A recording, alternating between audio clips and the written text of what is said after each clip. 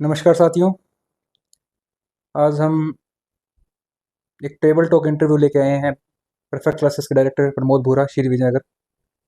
इनसे कुछ नीट और जेई के रिगार्डिंग इनसे क्वेश्चन पूछेंगे। सबसे पहले मेरे कुछ मुद्दे हैं, मैं आपको डिस्कस करेंगे, एक एक करके हम उनके मुद्दे पर डिस्कस करेंगे। सबसे पहले हम आपसे पूछेंगे कोर्स और सिलेबस के बारे में। दूसरा हम पूछेंगे आपसे शिक्षकों की योग्यता के बारे में। फिर हम इनसे बात करेंगे स्टडी मटेरियल और टेस्ट के रिगार्डिंग। देन बैच साइज और doubt clearing. Then online offline क्या इनके पास फैसिलिटी है। देन इनका पिछला रिकॉर्ड और कोई परिणाम क्या रहा हुआ है। देन फीस के बारे में, जो अहम हिस्सा है, रिफंड नीति वो भी। एंड देन अभिभावक की क्या जानकारी है वो बताएंगे आप। तो फर्स्ट फर्स्ट हम आपसे पूछते हैं सर, सिलेबस के बारे में थोड़ा बताइए कि नीट और जेई वालों को 12th से हटकर भी कुछ पढ़ना पड़ता है या फिर कैसे? Thank you sir. मैं आपको बता देता हूँ कि नीट फाउंडेशन और जेई फाउंडेशन है क्या। जिन बच्चों का सपना होता है डॉक्टर बनने का, तो उनको डॉक्टर के लिए एमबीबीएस कॉलेज के लिए पहले एक प्री टेस्ट देना होता है जिसका नाम होता है नीट। सिमिलर जिनको बीटेक वगैरह करनी होती है उनको पहले एग्जाम देना पड़ता है किसका, जेई का। तो जो बच्चे डॉक्टर लाइन के लिए हैं उनको प्री टेस्ट है नीट का, और जो बच्चे मैथमेटिक के हैं जिनका सपना इंजीनियरिंग के अंदर बीटेक करने का है तो उनको पहले एग्जाम देना पड़ेगा जेई का। ये तो है नीट फाउंडेशन और जेई फाउंडेशन। रही बात इसके अंदर सिलेबस की, तो हमारा जो बैच चल रहा है वो 3 पोर्शन में चलेगा। एक 11th क्लास के लिए, एक 12th क्लास के लिए और एक टारगेट क्लास के लिए। 11th क्लास के लिए हमारे जो बैच चलेंगे वो दोनों मीडियम के अंदर चलेंगे। हिंदी मीडियम को भी चलेगा, इंग्लिश मीडियम को भी चलेगा। जेई का अलग चलेगा, नीट का अलग चलेगा। सिमिलर ऐसे ही हमारा सिस्टम चलेगा 12th के लिए, और ऐसे ही चलेगा टारगेट बैच के लिए। जिन बच्चों को नीट का, डॉक्टर के लिए नीट का एग्जाम देना है वो नीट बैच में ज्वाइन करेंगे, और जिन बच्चों को बीटेक का एग्जाम देना है वो जेई बैच को ज्वाइन करेंगे। और ये बैचेस हमारे सारे स्टार्ट हो चुके हैं। अभी स्ट्रेंथ भी कंटिन्यू धीरे धीरे बढ़ रही है। तो जैसे बैच चलते जाएंगे आगे, सेशन बढ़ेगा, बैच आगे चलते जाएंगे। क्या आपका सिलेबस स्कूल के कोर्स के अकॉर्डिंग ही है? नहीं, एक्चुअल में हमारा जो सिलेबस है वो 3 पोर्शन में पूरा होगा। सबसे पहले दोनों के अंदर से मान लो बात करें, बच्चा अगर 11th का है या 12th का है तो वो स्कूलिंग भी कर रहा होगा, तो पहले हमारा जो पोर्शन होगा वो होगा थ्योरी बेस। मतलब पहला जो शीट होगा, वो मॉड्यूल जो होगा वो थ्योरी का होगा, ताकि बच्चे का चैप्टर जो है वो थ्योरेटिकली प्रूव हो सके। थोड़ा थ्योरेटिकली क्लियर होने के बाद बच्चा बोर्ड के अंदर चैप्टर की सारी थ्योरी कंसेप्ट क्लियर कर जाएगा। फिर जो सेकंड मॉड्यूल बनेगा वो हमारा एनसीईआरटी का है, जिसमें बच्चे की बोर्ड की जो एनसीईआरटी बुक है उनके सारे क्वेश्चंस को हमने कवर अप किया है, जिसके अंदर प्रीवियस क्वेश्चन भी जो है वो भी हमने इंक्लूड किए हैं। वो सारी शीटें हमने हमारी टीम के जो है, जो ये डिपार्टमेंट है कंप्यूटर डिपार्टमेंट, उन सभी टीमों ने ये सारा काम किया है। थर्ड जो आएगा वो आता है हमारा मॉड्यूल सिस्टम। जो काम बीकानेर, कोटा, सीकर की कोचिंगों में होता है फाउंडेशन के अंदर, वही मटेरियल हमने क्या किया, सब मटेरियल को अच्छे से एग्जाई करके खुद का मटेरियल तैयार किया है, जिसके अंदर हम ये नीट फाउंडेशन, जेई फाउंडेशन के क्वेश्चन को करवाया जाएगा।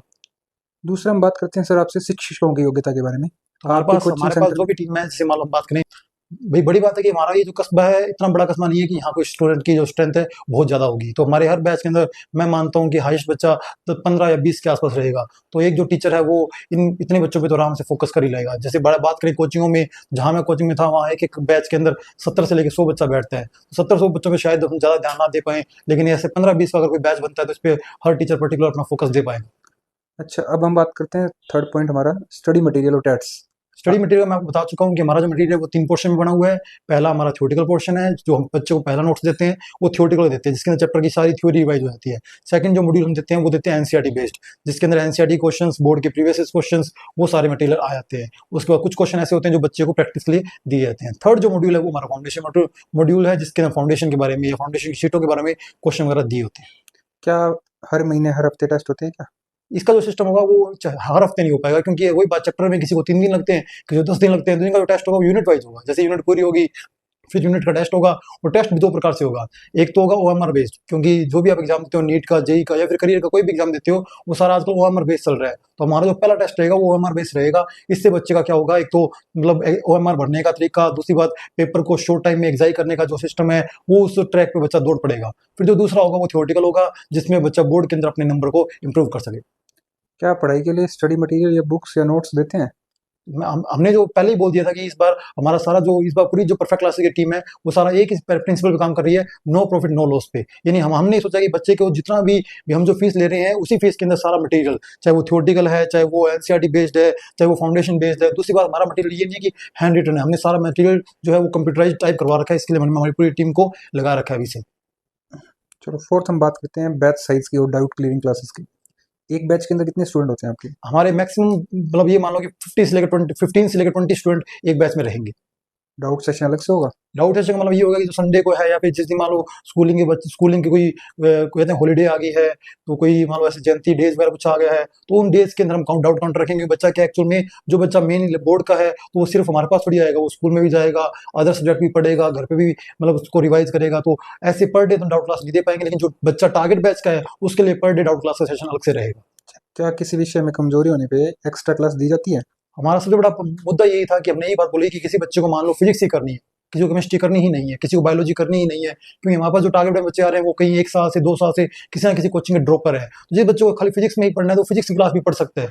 तो ऐसा नहीं कि हमें उसको तीनों क्लास से पढ़ानी ही पड़ेगी या उस बच्चे को दोनों क्लास से पढ़नी पड़ेगी। बच्चे को लगता है कि मेरी फिजिक्स ही कमजोर है, मेरा फिजिक्स का सिलेक्शन रह गया, केमिस्ट्री और बायोलॉजी वो खुद कवर अप कर सकता है, तो कोई दिक्कत नहीं, वो सिर्फ परफेक्ट क्लासेस में फिजिक्स को या केमिस्ट्री को या किसी को भी ज्वाइन कर सकता है। चलिए। मतलब देखना जैसे रिजल्ट आएंगे आगे फ्यूचर, तो बच्चा कोटा स्टिकर की तरफ नहीं भागेगा, वो विजनर के अंदर ही परफेक्ट क्लास के अंदर ही अपना जो सपना है वो पूरा कर पाएगा। Thank you sir, thank you आपसे सर। हमें बहुत अच्छी जानकारी मिली है। इस वीडियो को ज़्यादा से ज़्यादा शेयर करें, और अगर आपका कोई भी क्वेश्चन है तो कमेंट करें। Thank you.